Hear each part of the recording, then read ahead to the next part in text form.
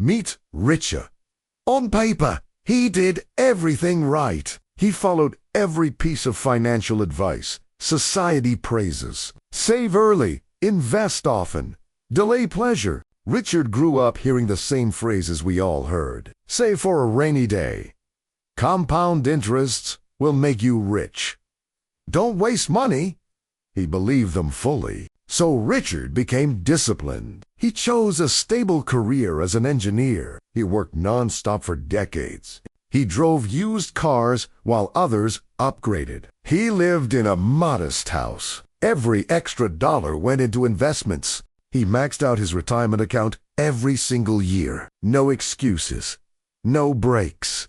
Discipline over enjoyment. When his friends traveled in their 20s, Richard stayed home. He told himself the money would matter more later. Fun could wait. In his 40s, his family wanted to upgrade the kitchen. Richard said no. Safety first, enjoyment later. At 65, Richard finally retired. His net worth was $2.5 million. Society would call that a victory. He won the game, at least on paper. Decades of sacrifice finally paid off, or so it seemed. 2 years later, everything collapsed. Richard suffered a massive stroke. His plans ended instantly. The next 3 years were hospitals and rehab. He couldn't walk.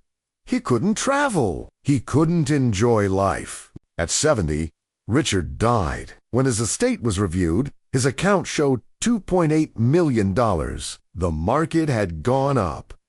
People looked at him and said, "What a success! A millionaire till the end. A perfect example." But I see something else.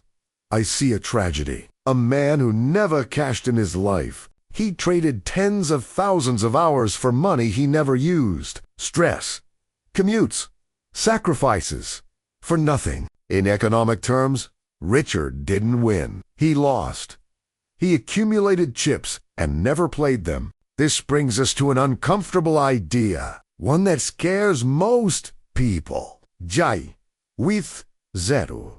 The concept was popularized by Bill Perkins. The goal isn't maximum net worth. The goal is maximum life. Money is not the goal.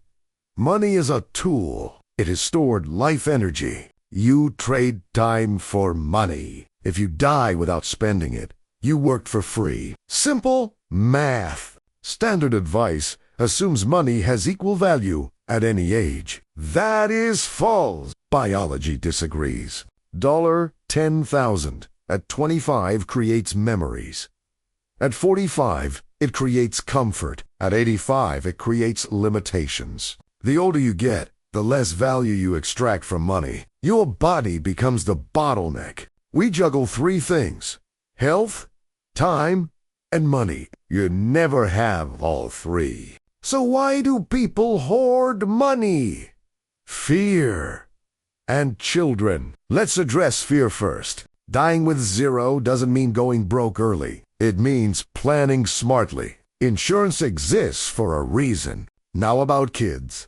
Most inheritances arrive too late. Usually when children are already 60. Money at 60 changes little. Money at 30 changes everything. Timing beats 'em out. Give with a warm hand, not a cold one. Watch the impact. That joy matters too. Experiences are not expenses. They are assets. They pay memory dividends. A memory compounds over decades. A delayed experience loses value. ROI collapses with age. That's why bucket lists fail. Replace them with time buckets. Assign experiences to ages. Some windows close forever. Travel, kids, physical challenges. Money can't reopen them. Achisoami. Point your net worth should peak. After that, it should decline. That's success. If it keeps growing late in life, you're working for nothing. You already won. Calculate your survival number. Everything above it is consumption capital. It must be used. If you died today, what experiences did your savings replace? That's the real cost. This isn't about recklessness. It's about intention. Spend deliberately. Live deliberately. Life isn't a leaderboard. There is no prize for dying rich. Only memories remain. Don't delay your life like Richard. Use the money. Build the memories. Die with zero. If this video made you rethink money and time, it did its job. Like the video, subscribe to the channel, and let's build a better life together.